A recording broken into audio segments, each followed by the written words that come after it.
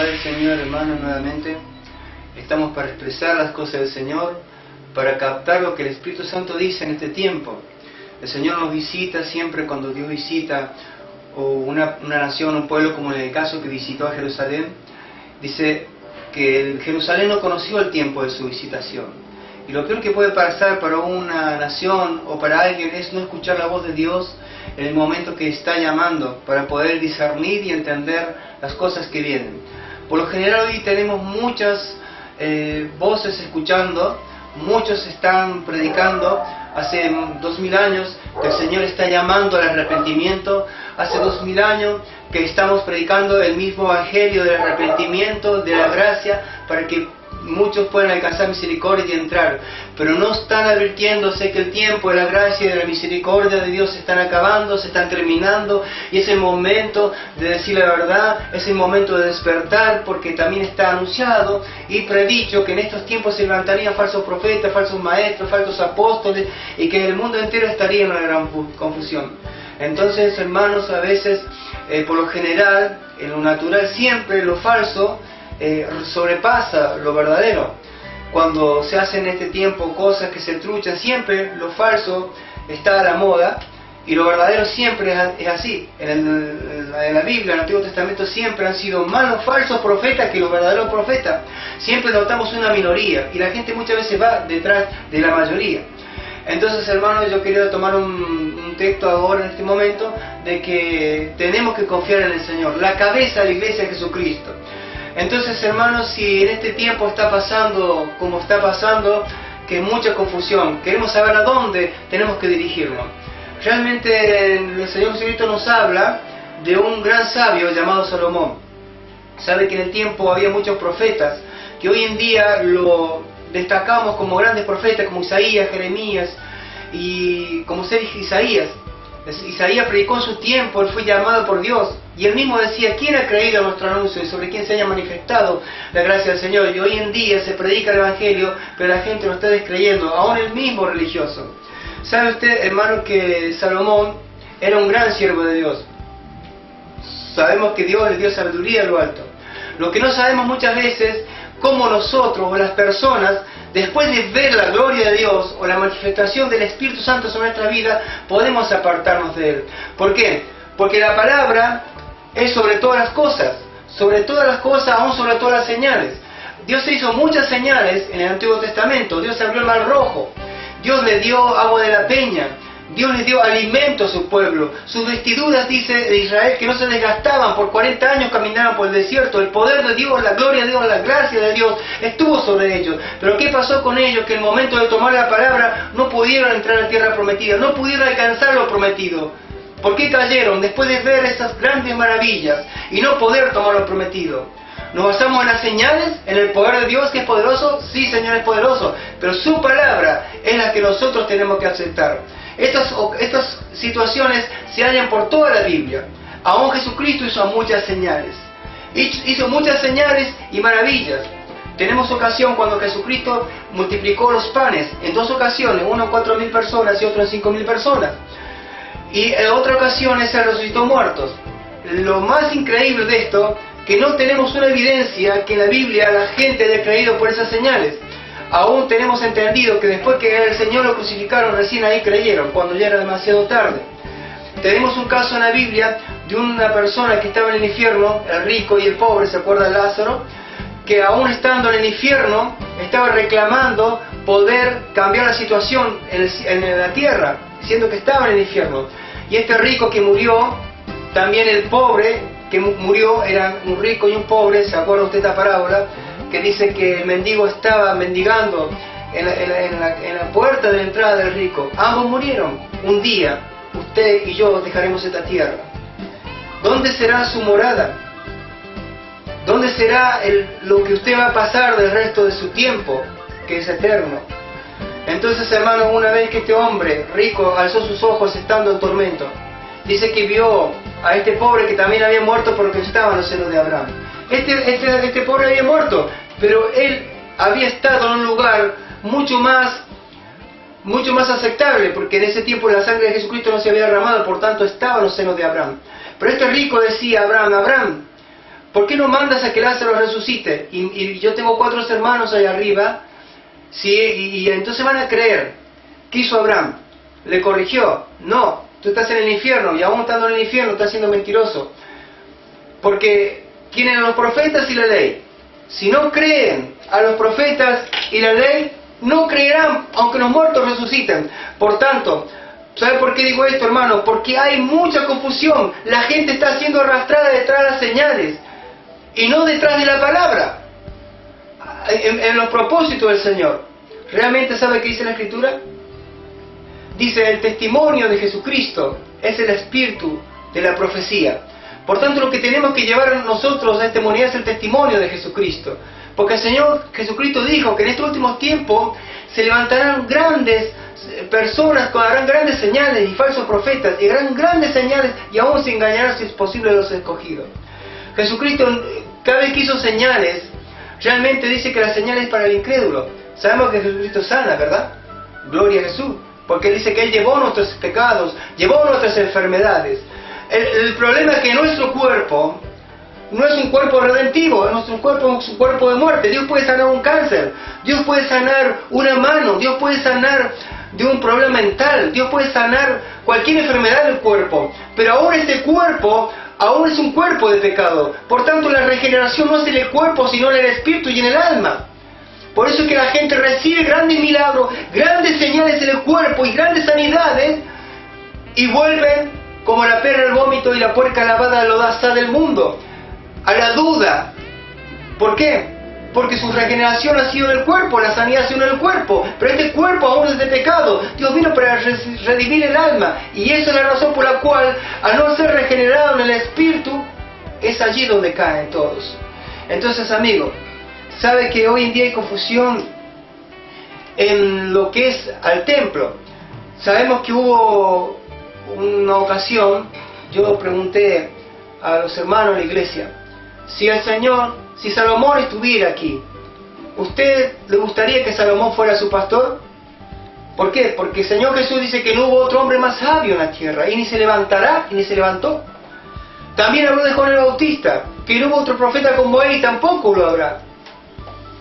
¿Sabe qué? Si usted se pudiera basar en estos hombres, en Salomón, cuando él, lleno de la sabiduría de Dios, que él le pidió sabiduría a Dios, no hay duda que la gracia y la sabiduría de Dios estaban sobre él. Él le pidió sabiduría, Dios le dio sabiduría. Pero ese hombre que dijo, con sabiduría de Dios, por camino de ramera no vayas, por camino de prostituta no vayan, porque sus pasos conducen al Sion. Este hombre que dijo esas cosas, lo hallamos al fin de sus vidas, yendo detrás de mujeres que apartaron su corazón de la palabra de Dios. Y según las Escrituras nos dicen que Salomón murió siendo un idólatra y que hizo imágenes para todas sus mujeres. ¿Cómo era posible este varón? ¿Sabe qué palabra podía compartir refiriéndose a este hombre Salomón? Que oró del Señor y la gloria de Dios bajó. Mire, vamos a leer un texto aquí. Bueno, decíamos acá en Segunda de Crónicas 6:29, 6:28.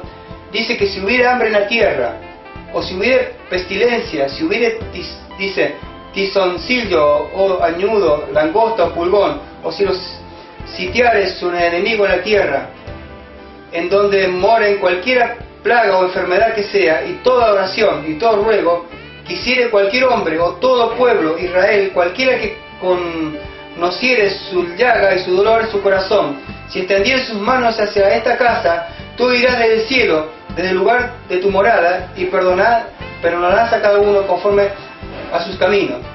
El Señor, Salomón había concluido la obra de la casa del Señor, la había decorado con oro, y cuántas cosas bonitas que él había hecho. También dice que si todos oraran mirándose a ese lugar, el Señor perdonaría sus pecados. Ahora, si seguimos leyendo en el capítulo 7, dice que cuando Salomón acabó de orar, descendió fuego de los cielos. Preste atención, fuego del cielo.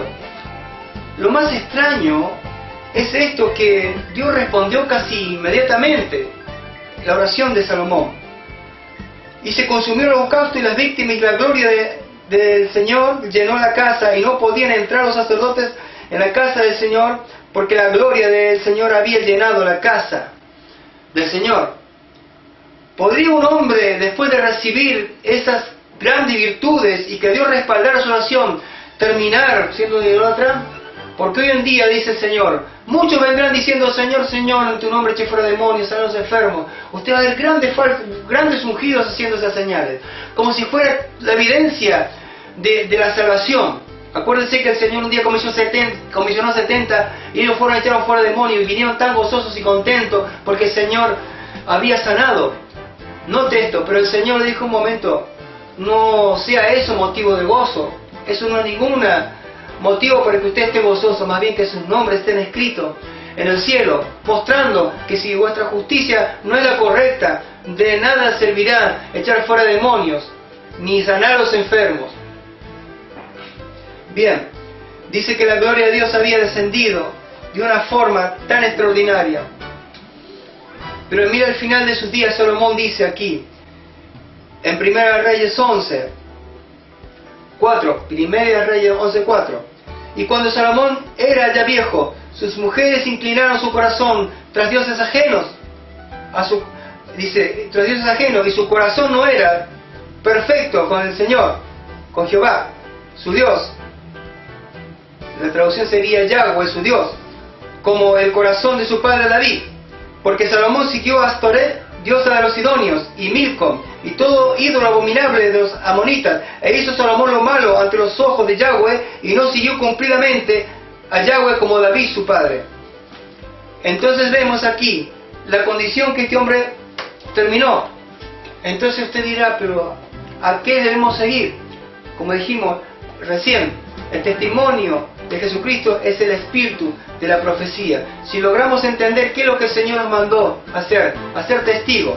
Y piense también que cuando Dios levantaba profetas como Jeremías, Ezequiel, Isaías, Dios levantaba para hacer volver a Israel de su rebelión, para hacer volver a la palabra. Entonces realmente nosotros creo que el Señor nos prometió de su Espíritu Santo. ¿Y qué es lo que haría el Espíritu Santo cuando Él viniera? Nos redarguiría de pecado. Nos llevaría ¿a dónde? A toda verdad. Ahora lo increíble es que ahora muchos hablan la palabra y dicen: esta es la palabra del Señor. Otro habla y dice: esta es la palabra del Señor. Pero la cosa sería, cuando el Señor Jesucristo andaba en la tierra, dice, porque si el que quiere seguirle a Él tiene que andar como Él anduvo. Dice que un día Él fue a la sinagoga y estando allí se sentó y le alcanzaron el libro. Y Él abrió el libro. Sencillamente es como decir, abrió las Escrituras. Cuando Él va a leer las Escrituras, dijo: el Espíritu del Señor está sobre mí, por cuanto me ha ungido el Señor y me ha enviado para sanar a los enfermos, para libertar al cautivo, y todo lo que esa palabra decía de Él. Y cerró el libro y dijo: hoy se ha cumplido esta Escritura. Cuando Él abrió esa Escritura es porque Él estaba exactamente caminando según el paso de la Escritura.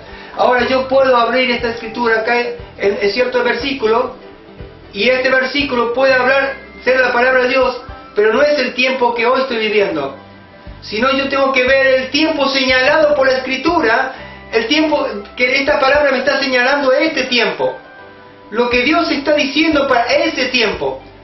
Entonces cuando yo entienda que esta palabra me está señalando lo que en este día estoy viviendo, entonces voy a saber a dónde se está moviendo el Espíritu Santo. Estamos en el fin de los tiempos.